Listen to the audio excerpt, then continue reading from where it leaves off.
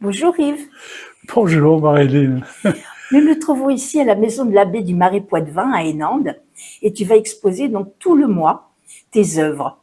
Alors, je me souviens de toi, je t'avais vu à une exposition à Maran, mais je me souvenais pas que tes œuvres étaient si grandes. Je les voyais plus petites, c'est drôle. Ah ben pourtant à Maran, j'avais même des formats Ouais. plus grands que ça. Il y en Ça avait, dépend il y en des années. avait Ça, un grand format avec beaucoup de jaune, c'était et ouais, beaucoup de matière. oui, Je me souviens de ça. je me rappelle de ça, oui. Ouais. Ben, ah non, à Maran, j'ai pas exposé. J'avais des très grands tableaux dans lesquels étaient inclus du bois flotté, des Ah, c'est peut-être galets. la dernière fois, mais moi Oh, la c'est dernière vieux fois, ça. Non, non, ouais. c'est vieux. Mais l'avant-dernière fois, j'avais un tableau qui faisait au moins 1,60 m, quelque chose comme ça. C'était un très Ouais. grand tableau. J'ai fait don de ce tableau à la mairie de Maran Ah bah à la dis, dernière exposition. d'accord. Alors explique-moi un petit peu Yves, parce que moi j'aime beaucoup ta façon de peindre. C'est de l'abstrait, Oui, c'est mais, abstrait. mais c'est drôle ce que je vais te dire. En étant des tableaux abstraits, moi je vois beaucoup de figuratifs quand même. Je sais que l'abstrait on imagine et tout, mais là moi je vois des paysages, je vois des cratères, je vois la mer, je vois la vie, mais vraiment la vie. Alors, je vais, Alors où tu as cette question, elle est bien parce que c'est l'interrogation de tout le monde. L'abstrait est mal compris souvent. Mal compris parce que les gens ne s'identifient pas dedans. C'est très difficile pour eux. Lorsque quelqu'un regarde un tableau, il veut voir un paysage, il veut voir un visage, il veut savoir ce que c'est. Or, l'abstraction, justement, l'essence même de l'abstraction, c'est de ne pas représenter quelque chose de connu. Donc, qu'est-ce qu'on bien cherche? sûr, Qu'est-ce qu'on trouve? Qu'est-ce qu'on a voulu dire? oui, oui, Alors, quand on me dit ça, qu'est-ce qu'on a voulu dire? Je dis, mais non, je n'ai pas voulu dire quelque chose. c'est ta main qui a créé, oui, J'ai exprimé oui. des ressentis. Ça, je crois que c'est le maître mot, c'est le mot qui recouvre le tout. Parce que derrière ressenti, il y a émotion, il y a Sensation. les sentiments, voilà.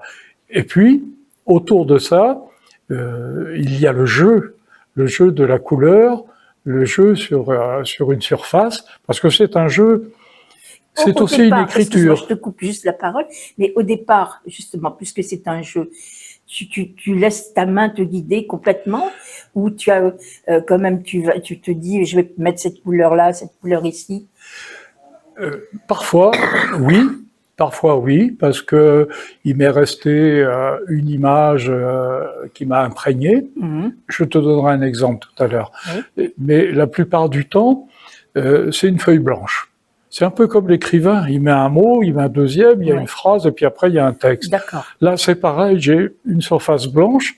Je dis, je prends du bleu, je prends du jaune, je prends une couleur. Je prends une couleur. Souvent, c'est du bleu parce que c'est une des couleurs Je vois bien. me plaît.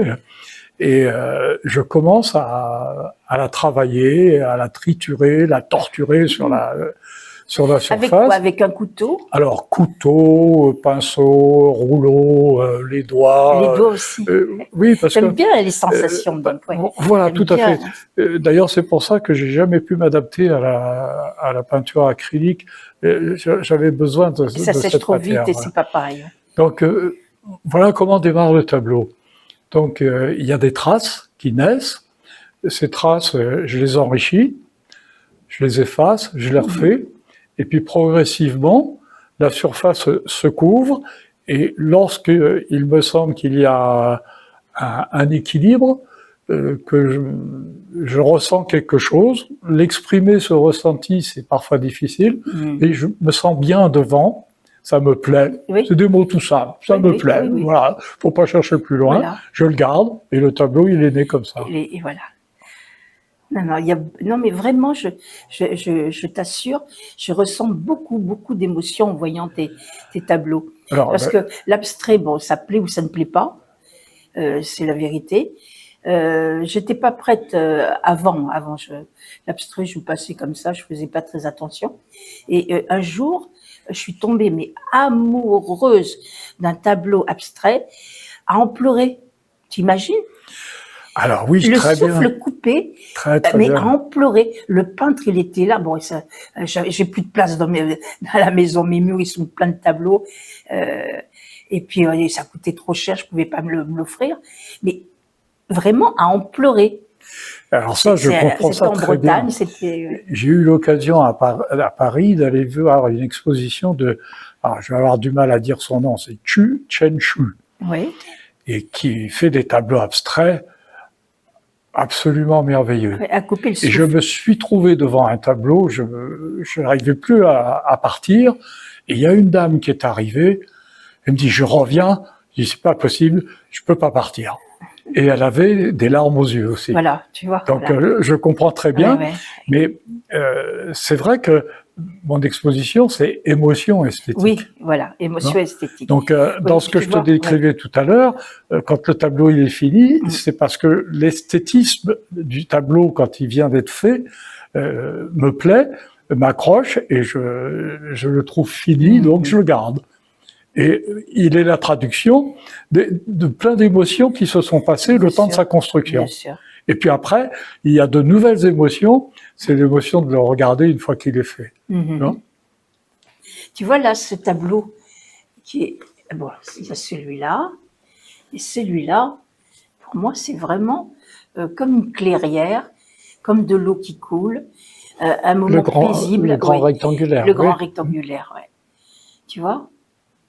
Il y a une force, on est au calme, on est... Alors dans cela, et les traînées, il y a quand même peut-être une référence, si je veux être honnête, une référence involontaire, hein. Mais j'ai beaucoup navigué, ça faisait partie de mon métier, j'ai construit mon bateau, donc tu imagines un peu, et quand tu es en mer, au loin, tu n'as plus le repère de la terre. Qu'est-ce qui te reste comme espace ? Le ciel, la mer, et parfois il n'y a même pas ça, il n'y a qu'un seul espace. Et un jour, j'ai fait toute une série de tableaux que j'avais appelés « Horizon improbable ». Et puis, j'ai fini par me dire, mais ça vient d'où ? Parce que c'est sorti de moi comme ça, tu vois. Ça vient d'où ? Et puis petit à petit, j'ai fait la référence à ces images qui s'étaient imprégnées dans ma mémoire, mais que j'ai ressorties sans m'en apercevoir, quelque sorte. Et là, ben, je pense que cela aussi en fait partie. Je pense qu'il y a une démarche qui n'était pas voulue dans la référence à la mer, mais qui s'est terminée par, effectivement, quand on les regarde, on sort de l'attrait. On sort de l'attrait. Surtout les spectateurs, quand ils viennent, comme ils cherchent une identification, c'est le premier voyage qu'ils font. Oh, on dirait la mer. C'est très jeune ou... Ah ben, oui. Tout petit, je gribouillais, comme on dit. Je gribouillais. Je me souviens très bien, chez mes grands-parents à la Ferté-Bernard, ils jouaient au nain jaune. Et moi, je jouais pas, mais on me donnait des feuilles. Je décidais, je faisais un tas de choses, et de ce point de départ, ça a toujours continué. D'accord. Alors, du gribouillis, comme je l'appelle quand j'étais petit, comme font tous les gamins, hein, ben, il y a des choses qui se sont structurées. Après, bon, ben, il y a eu des envies de reproduire ce que j'avais devant moi, des envies de reproduire un tableau qui me plaisait, et c'est ainsi que j'ai appris. Et j'ai aussi de la chance. J'étais dans un milieu, mes parents avaient une grande sensibilité artistique. Mon père jouait du violon, écrivait des chansons, curieux de plein de choses, collectionneur d'un tas de choses. Et maman faisait de la peinture et dessinait très très bien. Malheureusement, elle n'a pas continué. L'époque, la femme n'avait pas la même place. Elle avait déjà son métier de prof de maths, les enfants et tout. Tu imagines ce que ça représente. Le dessin peinture, il n'y avait plus beaucoup de place. Hein. Mais par contre, cette chance que j'ai eue, c'est que moi, j'ai pu continuer et développer mes gribouillages parce que j'ai toujours été placé dans un espace, avec des moyens pour que je puisse continuer, évoluer, tu étais libre de t'exprimer. Mais je n'ai pas eu de cours spécifiques, à part ceux qu'on avait à l'école. Oui, bien sûr. Voilà. Bien sûr. Et Non, puis, t'es autodidacte, toi. une chance, à un moment donné, j'ai eu un professeur qui était notre professeur de français en même temps, qui m'a encouragé. Bon, d'ailleurs, j'ai exposé les tableaux dans la classe. Comme tu parles beaucoup de sensibilité, tu n'as fait que de la peinture ou de la sculpture? Alors, j'ai fait moult choses. Je t'ai pas dit, j'ai fait des études d'abord de sport, donc prof de sport. Puis j'ai mal tourné, je suis devenu animateur socio-culturel. Avant, éducateur de rue, avant. Donc, aller chercher les petits voyous, les blousons noirs de l'époque dans la rue. J'étais champion de baby-foot, champion de billard électrique. Et puis, je réunissais des gamins qui, dans les quartiers, qui faisaient des conneries. On a monté un club de jeunes, on a fait, et j'ai fédéré tout un tas de mômes qui sont devenus beaucoup de mes amis. C'est absolument extraordinaire. Ça ne m'étonne pas, tu as Et après, j'ai travaillé pour les services sociaux SNCF. Donc, des enfants, alors atelier de peinture, bien sûr, puis moult choses. Ouais, je faisais des émaux, je faisais... Ah oui, d'accord. Bon, j'étais au Mans à l'époque, et le centre de loisirs se trouvait près des ateliers, qui étaient immenses au Mans.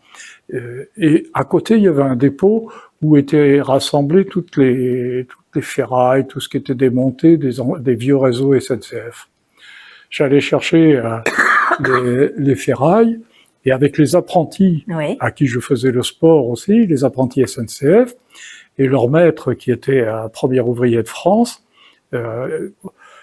j'arrivais, je faisais des dessins, puis je disais, il faudrait une tôle comme ça.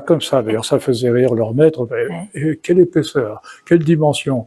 Oh, je dis, tu m'embêtes. Je prenais une crêpe, je dessinais par terre, je dis, voilà. Et avec les jeunes, qui étaient donc des apprentis, j'ai appris à souder, et j'ai fait des sculptures comme ça. D'accord. J'ai fait des sculptures, on avait décoré leur salle à manger, on avait décoré on a construit avec les gamins que j'avais récupérés, on avait construit une salle qui était notre foyer, qui était le foyer, la cheminée avec tôle en cuivre, démontée sur les vieilles machines à vapeur. Il faut imaginer l'époque, tu sais, c'était, et puis, je fouinais partout, j'osais plein de choses.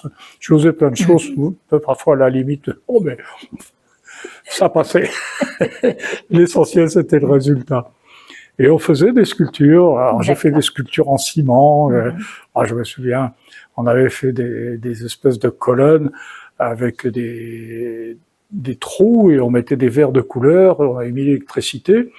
Le centre de loisirs était au fond du stade. Il y avait bien 200 à 300 mètres avec l'entrée. Quand on arrivait sur la passerelle pour traverser les voies, aller sur le stade, il y avait un bouton sur la passerelle qui allumait nos sculptures au bout là-bas. En tout cas, Yves, vraiment, moi je te souhaite une très très bonne exposition ici. Je repasserai te voir, parce que j'ai bien envie de papoter encore avec toi. Les mots. L'association, elle est faite parce que, comme je te disais tout à l'heure, la peinture, c'est une écriture pour moi aussi. Or, il y a une similitude dans la démarche. Quand l'écrivain commence, il fait comme moi. Moi, je prends une couleur, lui, il prend un mot. Oui. Et puis, on remplit du blanc. Voilà, c'est ce que tu disais au départ. Voilà. Donc là, c'est ici. Alors, j'ai trouvé des poèmes qui me plaisaient. D'accord. Mais il y en a quelques-uns de moi aussi. D'accord. Ah. Oui, non, mais vraiment, tu touches à tout, toi. Oui, en ce moment, je suis dans l'écriture. J'écris des nouvelles. D'accord. J'écris des nouvelles.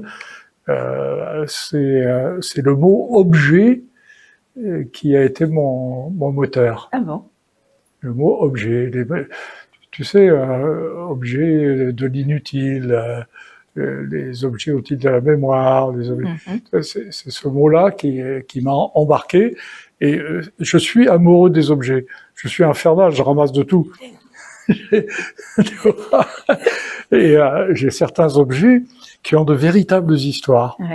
Donc j'ai écrit leurs histoires. Là, je viens de terminer le chapitre des objets. Je vais passer à autre chose après. Écoute, je te félicite en tout cas.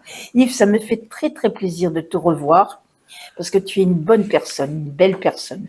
Si. Je te le dis. Je reconnais les gens gentils, moi.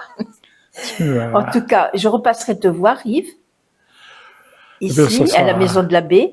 Oui. Et donc, tu y es jusqu'à la fin du mois. Jusqu'à la fin du mois. D'accord. Alors, peut-être pour être sûr qu'on se rencontre. Je t'appellerai. Voilà, tu m'appelles. Je t'appelle pour te dire. Et dans ce cas-là, je me libère de tout pour venir.